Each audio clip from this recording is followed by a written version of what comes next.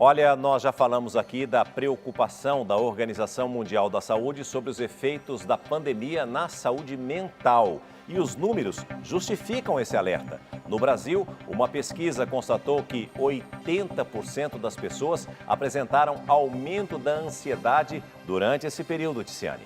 De olho nisso, no Você e o Doutor de hoje, nós vamos falar das doenças mentais relacionadas com a Covid-19 e o isolamento social por conta da pandemia. Eu queria dar bom dia para o doutor Antônio Spreuser, que já está aqui com a gente. Bom dia, doutor! Bom dia, Ticiane. Bom dia, César Filho. Bom dia, telespectadores. Prazer enorme estar com vocês aqui na quarta-feira para a gente discutir um pouquinho de saúde.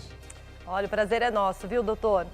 E, doutor, eu queria falar, a pandemia, a gente sabe que impactou muito a sociedade, né? Agora, esse novo normal, ele pode ser considerado um gatilho para o surgimento ou agravamento de algumas doenças mentais? Pode sim, viu, Ticiane? Esse novo normal, ele veio para modificar uma série de padrões, comportamentos, atitudes, rotinas. Então, essa mudança na rotina, por exemplo, antigamente se você saía, ia ao banco, ia para a academia, acabou. Esse distanciamento social, você não vê os amigos, você não vê a família. Os protocolos de segurança impedem que você faça atividade física na academia sem máscara, que você faça um supermercado mais tranquilo. E o home office, que todo mundo está agora, trouxe um novo impacto na briga das famílias. Você vê marido brigando com a mulher, coisa que a gente nunca via, né? Porque os maridos ficavam separados durante o dia. Hoje os filhos brigam com os pais, com as mães, porque está todo mundo dentro do mesmo lugar. E o aprendizado online também é problema. A gente sabe que tem crianças que não conseguem aprender no computador e caiu muito também o grau das pessoas aprenderem as coisas online. Então, essa nova rotina modificou e o impacto, Ticiane, é na saúde mental, com ansiedade, depressão, alteração do sono. É um problema, viu? Essa aula online, a Rafinha está passando por isso, é muito difícil mesmo. É difícil a concentração até, né? Porque está em casa, verdade. Todo mundo ali. Bom, mas vem cá, eu queria te fazer uma pergunta. Uma pessoa que nunca teve sintomas de ansiedade, por exemplo, ela pode ser vítima desse distúrbio durante esse período de incertezas que a gente está vivendo? Pode sim, Ticiane. Não só como está passando. O brasileiro é muito ansioso. É o povo mais ansioso do mundo. E agora, nessa fase, então eu vou chamar uma arte, uma animação para vocês verem, para entender como é que funciona a ansiedade e as emoções. Normalmente no cérebro a gente tem o sistema límbico e ele é formado pelo hipocampo, a amígdala, o hipotálamo, o tálamo, e essas informações emocionais, todas elas se reacionam entre elas e levam informação para o lobo pré-frontal, nessa parte da frente do cérebro. E aí que é processado todo o nosso comportamento. Então as pessoas nessa fase com muita ansiedade, elas têm um quadro clínico muito característico. E qual é o quadro clínico? Como é que elas reclamam para você e como que você pode fazer o diagnóstico, né, de uma pessoa que tem ansiedades? Então o primeiro item que está do teu lado aí é a tristeza. Aí você fala, mas como é que a tristeza pode ser ansiedade? Sim, começa com tristeza, progride para angústia, nervosismo e irritabilidade. As pessoas nunca foram assim. E de repente começa com falta de ar, simulando até uma crise de pânico. Sofrimento por antecipação, você começa a pensar que vai perder o emprego, que não tem dinheiro para pagar para sua família, dificuldade de concentração, que até afeta o teu resultado final no dia. Você chega no final do dia, você está sem concentração, você fala, meu Deus, eu não fiz nada hoje, e gera mais ansiedade ainda. Então nós estamos atravessando esse período e o Brasil é um dos países que mais tem esse problema. Pois é, quem nunca passou por isso, né? Eu mesma começo a fazer uma coisa, eu lembro que eu tenho que fazer outra, quando eu vejo eu não terminei nada, tá? Realmente essa pandemia está mexendo com todos nós, né? Agora, doutora, a pesquisa que constatou o aumento da ansiedade em 80% dos brasileiros, ela também apontou que 70% deles tiveram sintomas da depressão. Como a gente pode detectar alguns sinais da depressão? Sua pergunta é muito importante, porque está cheio de gente que está deprimida e não sabe que está deprimida. Está cheio de gente que está passando por esse momento e nem sabe que a saúde mental está sendo negligenciada. Então, como é que a gente sabe? Eu vou mostrar para vocês um cérebro agora, como é que é normalmente o nosso humor bom, aquela risada que você está bem. Normalmente um cérebro, uma célula fala com a outra por intermédio dos neurotransmissores. Então você tem a serotonina, a noradrenalina, a acetilcolina, essas bolinhas amarelas que vocês estão vendo, é que são os neurotransmissores. Eles fazem um impulso elétrico passar por uma célula para outra, você fica alegre, sorridente. Olha o que acontece com a depressão agora. Normalmente essa substância química ela não passa, e se passa é muito pouquinho. E essa substância serotonina, por exemplo, e a noradrenalina, quando passa muito pouco, você fica com o seu estado de humor comprometido. Então você fica triste, você não vê luz no fim do túnel. Então eu vou falar um pouquinho como que a pessoa deprimida se sente agora com esses sintomas que estão do seu lado agora. Em primeiro lugar, é uma tristeza profunda que não tem explicação. Baixa autoestima, parece que tudo que você faz dá errado, você começa a dormir em excesso, muda o teu apetite. Ou você come muito ou come pouco, o que pode você ganhar ou perder peso.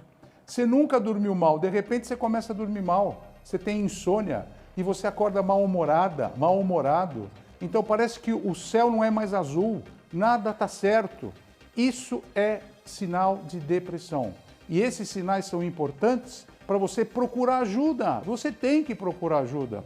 A telemedicina está aí, os médicos online estão aí, os psicólogos online, porque muitas vezes você precisa ser medicado para melhorar esse teu quadro emocional. Agora, doutor Spreuser, de acordo com a Organização Mundial da Saúde, 40% dos brasileiros têm algum distúrbio do sono. Nos primeiros meses da pandemia, inclusive, a palavra insônia liderou o ranking de buscas na internet. E essa tem sido uma reclamação recorrente nessa fase. Agora, doutor Spreuser, por que é que o sono está sendo tão afetado nessa pandemia, hein? Olha, César Filho, também a sua pergunta e colocação é muito importante. Eu diria que até mais do que 40% dos brasileiros estão insônios. Eu vou mostrar aqui uma arte para vocês entenderem como é que é o ciclo circadiano. Tem dois hormônios importantes, a melatonina e o cortisol. Na parte da noite, 21 horas, a melatonina é liberada e depois ela baixa, e o cortisol ao contrário, ele aumenta de manhã e abaixa de madrugada. Olha o que está acontecendo agora. Agora está tendo uma inversão de valores. O cortisol abaixa numa hora errada e a melatonina também. Então a pessoa não tem mais sono.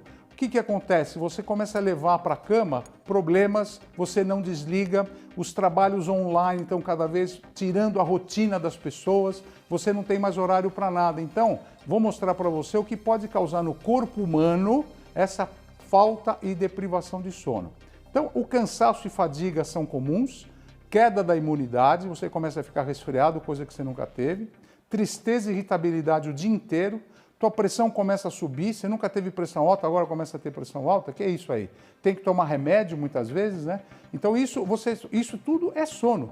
Alteração hormonal, a mulher para de menstruar, o homem tem alteração da libido, não tem mais vontade de fazer nada, de treinar, de ter relação sexual, falhas na memória e na atenção.